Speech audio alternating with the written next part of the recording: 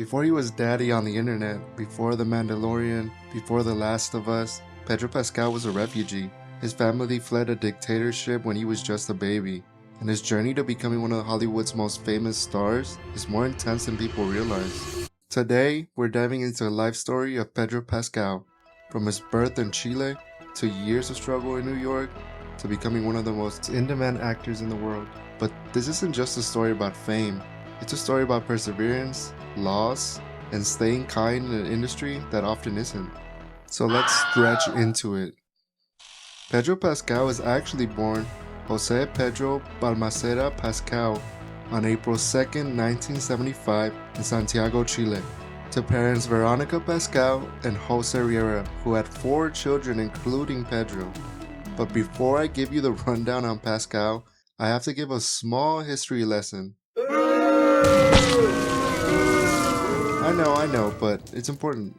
2 years before Pedro was ever born, the president of Chile at the time, Salvador Allende, was overthrown by one of the country's own generals, Augusto Pinochet, which in turn transformed the country into a military dictatorship. And due to the outspoken opposition from Pedro's family, they were all labeled enemies of the state. And at just 9 months old, Pedro and his family had to flee the country. It's a very sudden thing that happened to my parents. I was very young. I was 9 months old when we fled Chile. And they were very young, and they were really kind of working really hard to make things come together as immigrants in the U.S. Finding political asylum in Denmark before later moving to the U.S., where he was raised in San Antonio, Texas for several years. But as a kid, Pedro wasn't dreaming of Hollywood. He was actually a competitive swimmer. I was a swimmer, and we were in Texas, and I did swimming as a child, and I was very good at it, and then it became competitive swimming, and then year-round swimming. And then when we moved to California, I literally remember telling my mother, we're in California, I want to go to acting classes. And something shifted. The stage gave him a different kind of adrenaline. He started to relentlessly pursue acting in his teens, attending the Orange County School of Arts and graduating in 1993. I wasn't really fitting in. I was going to Corona del Mar, and I had a very rough 7th and 8th grade. And so my mother started to kind of look for anything. And then she found out about this Orange County High School of the Arts at the time. It was a program that you needed to audition, and if you got into, then you were allowed to attend the public school. And eventually moving to New York to enroll at the prestigious Tisch School of Arts at NYU. I wanted to go to New York. At that point, I had fallen in love with theater. I had started to just consume plays. It was a huge survival mechanism at the time. In terms of like being in an environment that you didn't fit in and just starting to really fall in love with plays. Graduating in 1997 at 22 years old. But 8 years of studying acting didn't immediately mean success, not even close.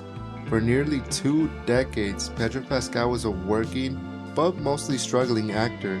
I knew I wanted to be in movies, started talking about it when I was 7 years old, trying to get work and stepping through any door that would open. Basically, I put myself on tape for this thing, and I was like, no one's gonna see this. And it's that issue of like invisibility that you feel. If there isn't specific context, how are they gonna pay attention? How are they gonna see you? It doesn't matter how good you are. And it was during this time he experienced a devastating personal loss. His mother had passed away, a tragedy that deeply impacted him, and one that made him change his professional name from Pedro Balmaceda to Pedro Pascal in her honor. I just loved her so much, and she's, love of my life in a way, and the world doesn't stop, and the sun doesn't stop shining. And I remember that more than anything. Everything stopped, and I was very resentful that nothing stopped. And financially, things were even more unstable. He's openly shared that there were times he had barely enough money to get by. And there would be good months, good year, bad year.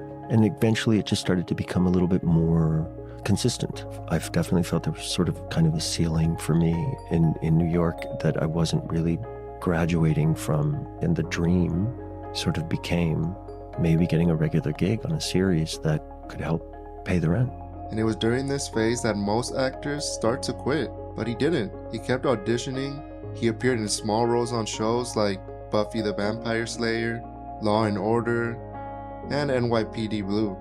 And at age 39, yes, you heard that right, when many actors believed their breakout window had passed, Pedro Pascal was suddenly cast as Oberyn Martell in Game of Thrones. It was just a supporting role, but he stole the show. Charismatic, dangerous, charming. Even though his character's arc was short-lived, people couldn't stop talking about him. When it became this kind of practical thing that I could focus on, it didn't stop. You stick around and I guess you force these opportunities to happen. I didn't believe that it would make a difference, and it did. It did. It changed my life. After nearly 20 years of grinding, he was finally on the map. After I got Game of Thrones, what felt like a really lucky circumstance and the break that felt like it changed things because it meant being able to pay rent and continue. And Game of Thrones did end a little iffy, but still popular. He started getting offers, roles, opportunities, like in Narcos as the DEA agent Javier Peña, Kingsman: The Golden Circle, Wonder Woman 1984, and Triple Frontier. But the real cultural shift happened in 2019. Pedro became the face, well, technically the helmet, of Disney's The Mandalorian. As Din Djarin, a bounty hunter protecting Grogu, aka Baby Yoda, Pascal became part of one of the biggest franchises in the world, and audiences fell in love with him. Despite often acting behind a helmet, he conveyed vulnerability, strength, and emotional depth, which is kinda hard to do for an actor when you have no facial expressions to show. Stop touching things. But in 2023, a single role would cement him as something more than just a franchise star. In HBO's The Last of Us, based on the hit-selling video game, Pedro played Joel, a hardened survivor navigating a post-apocalyptic world. The role demanded emotional intensity, some physical grit, and a little bit of quiet tenderness. I didn't know if I could do it. I was definitely more afraid with that one than I had been anything else because of the expectation, because of what the IP is, because of what people's like personal experience to this immersive game is, and meeting people's expectations and still not compromising what is brilliant writing on the page because of this fear and this constant sort of like dance around like, oh my God, what am I doing? What am I doing? What do I sound like? What am I, what am I do? Am I tough enough? Am I cool enough? Am I sad enough? Am I whatever, any of these things? The show became a massive success, both critically and commercially. He was one of the most respected actors working today, even getting a leading role in the Marvel Cinematic Universe as Reed Richards in 2025's Fantastic Four. Pedro Pascal's appeal wasn't just about talent, it was about warmth. He openly supports LGBTQ rights, he speaks about immigrant identity, he's vulnerable in interviews. In an industry that's often built on ego, Pedro feels human, and people connect to that. He continues starring in major films like The Mandalorian, Avengers Doomsday, and other prestige television projects. But perhaps most importantly, after decades of struggle, he's thriving on his own terms. I think Pedro's life story shows us success doesn't have an expiration date. He didn't make it at 22, he didn't make it at 30, he did it at almost 40 years old. After exile from his country, after years of rejection, he had finally made it, and without losing his kindness.